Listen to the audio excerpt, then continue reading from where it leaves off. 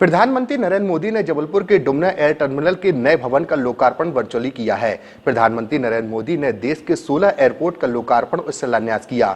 जबलपुर में समारोह के मंच पर मध्य प्रदेश के डिप्टी सीएम राजेंद्र शुक्ल, लोक निर्माण मंत्री राकेश सिंह, राज्यसभा सांसद विवेक तन्खा, राज्यसभा सांसद सुमित्रा वाल्मीकि मौजूद रही। समारोह में स्थानीय लोक कलाकारों ने शानदार लोक नृत्य से सबका मन मोह लिया। इस नए टर्मिनल भवन से और विस्तारित हुई हवाई पट्टी से अनेक नई उड़ानों का प्रारंभ होगा, जिसका लाभ जबलपुर के सर्वांगीण विकास में मिलेगा।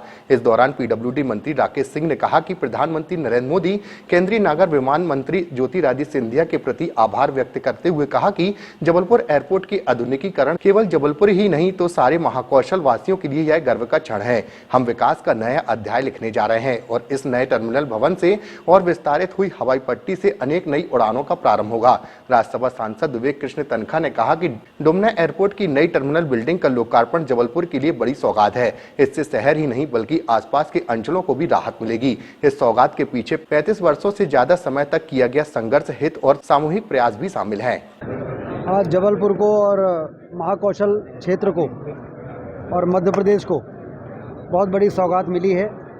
जबलपुर में एक वर्ल्ड क्लास का राष्ट्रीय स्तर का एक हवाई अड्डा जो लगभग 412 करोड़ में बन के तैयार हुआ है, जिसमें न सिर्फ एक बहुत सुंदर टर्मिनल बिल्डिंग बनी है बल्कि 1900 मीटर से बढ़ाकर 2700 मीटर का रनवे भी किया गया है।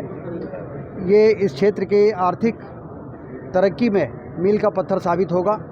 इसके लिए पूर्व सांसद और वर्तमान पीडब्ल्यूडी मंत्री राकेश सिंह जी के प्रयासों की यदि हम चर्चा नहीं करेंगे तो न्याय नहीं होगा। उन्होंने दिन रात मेहनत करके और केंद्र में सांसद रहने का उन्होंने अपने पद का सदुपयोग किया और लगातार प्रयास किया तमाम तरह की अड़चनों को दूर करते हुए मोदी जी के आशीर्वाद से, और उन्होंने एक बहुत बड़ी सौगात को प्राप्त की और उसके बाद काम हुआ। और आज वो जब लोकार्पण हो रहा है तो हम लोग समझ सकते हैं कि कितनी बड़ी राहत और कितनी बड़ी सौगात हमारे क्षेत्र को मिली है। ये आने वाले दिनों में ये सिर्फ यहाँ से हवाई जहाज़ नहीं उड़ेंगे, विकास की एक नई उड़ान जबलपुर और महाकौशल क्षेत्र भरेगा और आने वाले समय में इसके अच्छे परिणाम हमको देखने को मिले। सपना साकार हो गया, जिसे कहते हैं कि हम किसी छोटे बच्चे को अपनी आंखों से पल पल बड़ा होते हुए देखते हैं। लगभग वही स्थिति इस एयरपोर्ट की, जहां कभी गाय चरा करती थी। जबलपुर को बड़ा गांव कहा जाता था। 2004 में जब मैंने इसके लिए प्रयास प्रारंभ किए तो प्रारंभिक रूप से मैं भी मजाक का पात्र बना था, लेकिन मुझे लगता था कि जबलपुर का एयरपोर्ट बने बगैर जबलपुर के विकास को पंख लगना नामुमकिन है, और इसलिए हवाई सेवाओं की शुरुआत की थी। और मुझे खुशी है कि प्रारंभिक कठिनाइयां तो मैंने पहले पूरी कर ली थी, लेकिन मुख्य अड़चन थी एयरपोर्ट, टर्मिनल बिल्डिंग, रनवे के विकास के लिए पैसे, राशि, जो कांग्रेस की सरकार में संभव नहीं था।